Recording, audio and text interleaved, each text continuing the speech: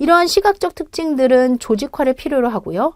이 조직화라는 말을 하기 위해서 연역이라는 그 다음에 바로 이러한 시점에서 연역이 시작이 되는 거죠.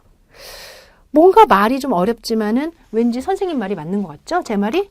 즉 평행사변형이 없는 이런 현상에서부터 현실에서부터 경험을 하다가 얘들아 이런 거를 한마디로 정리하면 어떤 모양이 돼? 이렇게 해요. 그럴 때 교사가 이걸 평행사변형이라고 그래. 그럼 여기에서 도형이라는 것들을 아이들이 얻게 되는 거죠. 그러고 이러한 도형이라는 거를 아이들한테 관찰할 수 있도록 상황을 주면 그 도형의 성질을 아이들이 재발명하게 되는 거예요. 이러한 도형의 성질들이 서로에게 영향을 주고받지 않을까 하다 보면 명제라는 거를 아이들이 얻게 되는데 이 명제라는 걸 얻기 위해서 즉 성질 P와 성질 Q를 하나의 명제로 참 거짓을 논하기 위해서는 또 증명이라는 것도 필요하다라는 거를 학생들이 알게 된다라는 거죠. 그리고 이러한 명제를 다시 출발점으로 하면 논리라는 좀 더 다양한 그러한 내용들을 얻게 되는 거예요. 여하튼 지금 제가 일단 말했지만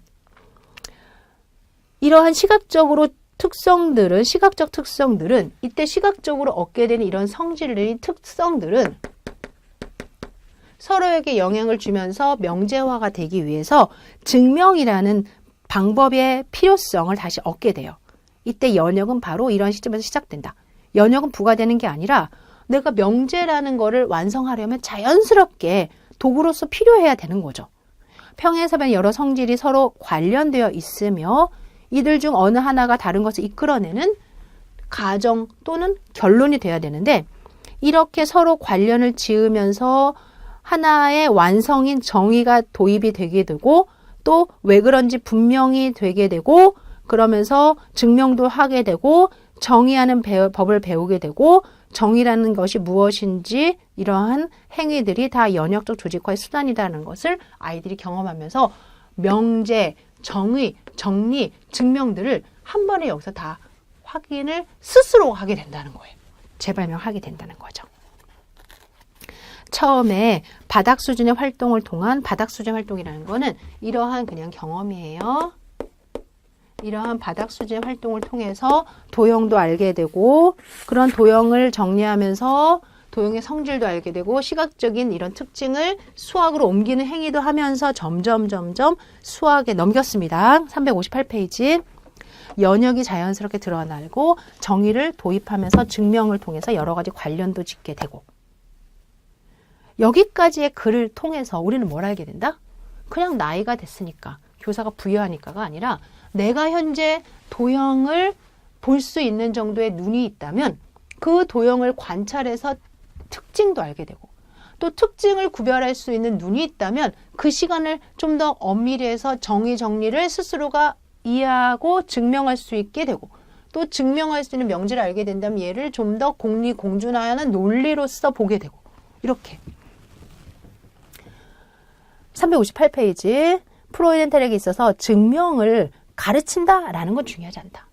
증명이 왜 필요한지 주어진 이런 특징들 사이에 어떤 관계가 있니? 이러다 보면 증명이라는 것이 당연히 도구로서 필요하게 되면서 아이들이 수학을 기하를 완성하게 된다라고 보는 거죠. 따라서 증명을 포함한 연역적 방식은 현상을 나타낸 도형의 성질들을 조직하기 위한 수단으로서 도입이 된다라는 거예요.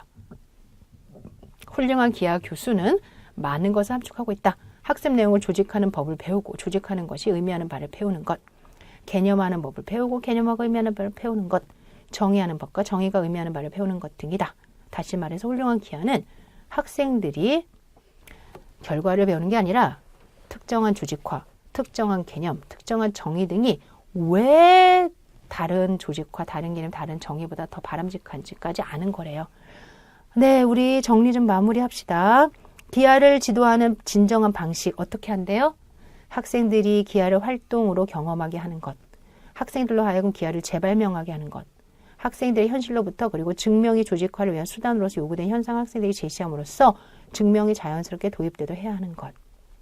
그리고 모든 학습은 학생의 현재 수준을 기준으로 연결되죠? 이런 걸 국소적 조직화 활동이라고 합니다. 국소적 조직화의 반대는 전반적 조직화예요.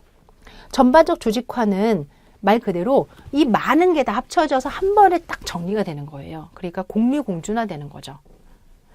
이럴 때 아이들에게 공리공준이 나쁜 건 아닌데 수준이 아직 안 됐는데 한 번에 공준화 시킬 수 없다는 얘기거든요.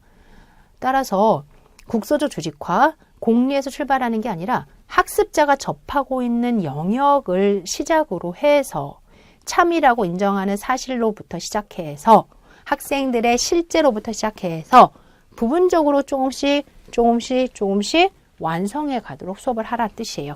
이러한 국소적 조직화는 바로 수학자들이 수학을 창조하는 방법이기도 했다. 수학자들도 생각해 보세요. 그들이 수학을 그냥 막 아무 데서 만들었겠어요? 자기가 알고 있는 지식에서부터 파생을 시켜서 확장을 했겠죠. 그러므로 올바른 지도 방법은 공간의 여러 현상을 도형으로 조직하여 도형의 성질을 발견을 한 다음에 보세요. 여러 가지 공간 현상을 도형으로 조직하고 이 도형으로부터 도형의 성질을 발견하도록 한 다음에 이러한 도형의 성질들을 정리하기 위한 수단으로 정의를 도입하고 그리고 그 안에 증명을 함으로써 스스로 명제를 만들어 보도록 하는 것. 우리 이러한 아이들과 이러한 아이들이 다 뭔가 좀 성장이 있는 것 같죠? 반일의 입장으로는 1수준, 2수준, 3수준, 4수준, 5수준이라고 얘기합니다. 그렇게 해서 자연스럽게 하나하나씩 부여가 되면서 수학적 안목이 생기게 된다라고 보고 있어요. 따라서 학생들에게 전체적으로 조직된 형식적인 수학을 제시하는 게 아니라 학습자의 수학적 현실로부터 부분적으로 조직화하는 국소적 조직화 경험을 통하여 조직화의 수단으로서의 증명의 필요성을 인식하고 증명의 의미를 이해하게 하는 활동이 이루어져야 하고 국소적 조직화 활동만이 학생들에게 진정한 지도법이 된다. 수학과 교수학습법만이 진정한 지도법이 된다. 이렇게 이야기를 합니다.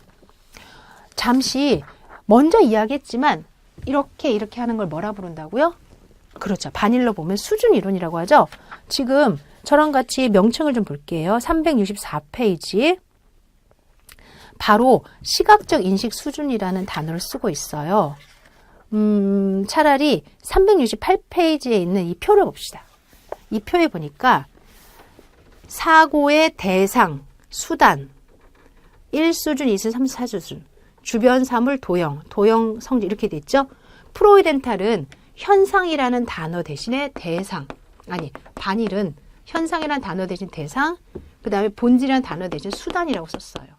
그래서 대상, 현상, 수단, 그 대상이 주변 사물이면 거기 안에서 수단이 도형이 되고 그 다음에 이 도형이 다시 대상이 돼서 성질이 되고 따라서 이 표를 잘 보시면 우리의 이 그림으로 본다면 현상에서 본질로 재발명이 됐는데 그 다음 수준에서는 이 도형이 다시 현상이 돼서 이렇게 또 다시 현상이 돼서 이렇게 설명을 하고 있죠. 그래서 이 그림을 통해서 얘가 1수준, 2수준, 3수준, 4수준이구나 라는 걸 알 수가 있습니다. 이 수준에 대한 이름을 한 번씩만 읽어보고 반일은 다음 시간에 할 수 있을 것 같아요.